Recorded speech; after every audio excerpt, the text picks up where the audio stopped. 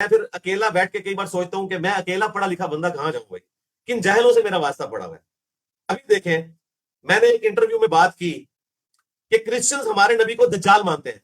دیکھیں، اگر ایک شخص کرسچن ہے تو وہ میرے نبی کو دجال سمجھ رہا ہے، لیکن مجھے قرآن اجازت دے رہا ہے کہ میں اس کی عورت کے ساتھ شادی کر سکتا ہوں اگر وہ کسی کرسچن کی بیٹی ہے۔ سورۃ المائدہ کی آیت نمبر 5، کس عورت کے ساتھ جو میرے نبی کو دجال سمجھتی ہے، اور اللہ مجھے اجازت دے رہا ہے کہ ان کی عورتوں سے تم نکاح کر سکتے ہو۔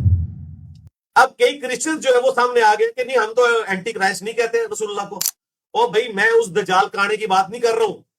دجال سے مراد ہوتا ہے دھوکہ دینے والا، ٹھیک ہے؟ جس طرح بخاری مسلم میں حدیث ہے، میری امت میں 30 جھوٹے دجال آئیں گے۔ ہم مسلمہ قذاب کو مسلمہ دجال نہیں کہتے، لیکن نبی اسلام نے اسے دجال کہا ہوا ہے، کیونکہ جو نبی نہ ہو اور اپنے آپ کو نبی کلیم کرے تو اسے دجال کہا جاتا ہے، دجل کرنے والا، جھوٹ بولنے والا۔ کرسچنز کے نزدیک ہمارے نبی علیہ السلام نے نعوذ باللہ دعوی نبوت غلط کیا ہوا ہے، لہذا ہمارے نبی ان کے نزدیک دجال ہی ہیں۔ یہودیوں کے نزدیک عیسیٰ ابن مریم دجال ہی ہیں۔ تو کہتے ہیں نہیں جی، ہم نے تو کبھی نہیں کہا۔ او بھائی، کہنے کی کیا ضرورت ہے؟ یہی مطلب ہوتا ہے اس بات کا۔ قرآن میں اللہ تعالیٰ فرمایا کہ اس سے بڑھ کر ظالم کون،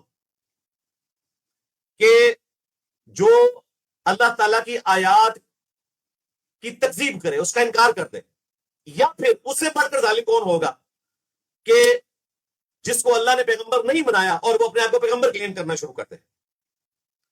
تو سب سے بڑا کذاب، سب سے بڑا ظالم وہ ہے کہ جو نبی نہیں تھا اور اس نے اپنے آپ کو نبی کلیم کیا۔ چونکہ کرسچنز ہمارے نبی کو نبی نہیں مانتے، تو ظاہر ہے وہ ان کو نعوذ باللہ من ذالک دجال ہی مانتے ہیں۔ اس دجال سے مراد وہ کاڑا دجال نہیں ہے جس کو عیسیٰ ابن مریم قتل کریں گے۔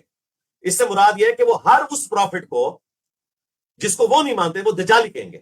جس طرح یہودی حضرت عیسیٰ ابن مریم کو بھی دجال سمجھتے ہیں اور ہمارے نبی کو بھی۔ اور ڈاکٹر اسرار صاحب نے سورۃ المائدہ کی تفسیر میں بیان القرآن کے اندر یہ لفظ بولا ہوا ہے کہ یہودی حضرت عیسیٰ کو دجال کہتے ہیں، ولد الحرام کہتے ہیں، اور پتہ نہیں کون کون سی گالیاں ہیں جو ڈاکٹر اسرار صاحب نے لے کے یہودیوں کے ریفرنس سے بیان ہوئی ہے، وہ کی ہیں۔ عیسائی سمجھتے تھے کہ جسے ہم خدا سمجھتے ہیں اس کے قاتل یہ ہیں، انہوں نے سولی چڑھایا ہے۔